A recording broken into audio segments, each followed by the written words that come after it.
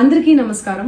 నిన్న ఏదైతే నా బర్త్డే పార్టీ జరిగిందో ఒక చిన్న ఇంట్లో పార్టీ లాగా ఒక ఫ్యామిలీ ఫంక్షన్ లాగా జరుపుకోవాలన్న ఒక ఉద్దేశంతో ఆ రిసార్ట్ లో మా అమ్మా నాన్నల కోరిక మేరకు మా అమ్మా నాన్నలతో కలిసి మా ఫ్యామిలీ మెంబర్స్ తో కలిసి నేను జరుపుకోవడం జరిగింది.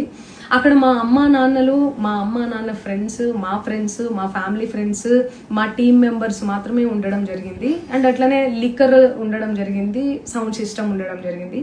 సో సౌండ్ సిస్టమ్ కి లిక్కర్ కి పర్మిషన్ తీసుకోవాలని చెప్పి నాకు అస్సలు అవగాహన లేదు, ఐడియా కూడా లేదు. అది అనుకోకుండా సడన్ గా ప్లాన్ చేసుకొని వెళ్ళిపోవడం జరిగింది అక్కడ. సో అందుకు నాకు అవగాహన లేదు, లేకుంటే నేను డెఫినెట్లీ తీసుకునేదాన్ని. నాకు అసలు గైడెన్సీయే లేదు.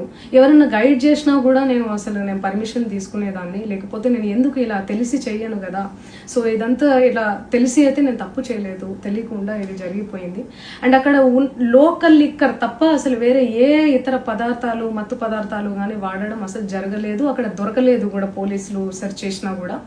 అండ్ అక్కడ ఎవరికైతే పాజిటివ్ వచ్చింది అని చెప్పి పోలీసులు చెప్తున్నారో ఆయన ఎక్కడో ఒక చోట తీసుకున్నాడు, ఎప్పుడో తీసుకున్నాడు అని చెప్పి తేలిందని చెప్పి పోలీసులే చెప్పారు. అండ్ అది ఇన్వెస్టిగేషన్ కూడా జరుగుతుంది. మేము కూడా పోలీసులకు కోఆపరేట్ చేస్తున్నాము. అండ్ నేను ఎందుకు ఇలా చేస్తాను, అసలు నాకు తెలిసి ఎందుకు చేస్తాను, మా అమ్మా నాన్నలతో దట్టు మా అమ్మా నాన్నలు పెట్టుకొని ఇలాంటివి నేను ఎంకరేజ్ చేస్తానా, ఇలాంటివి చెప్పండి.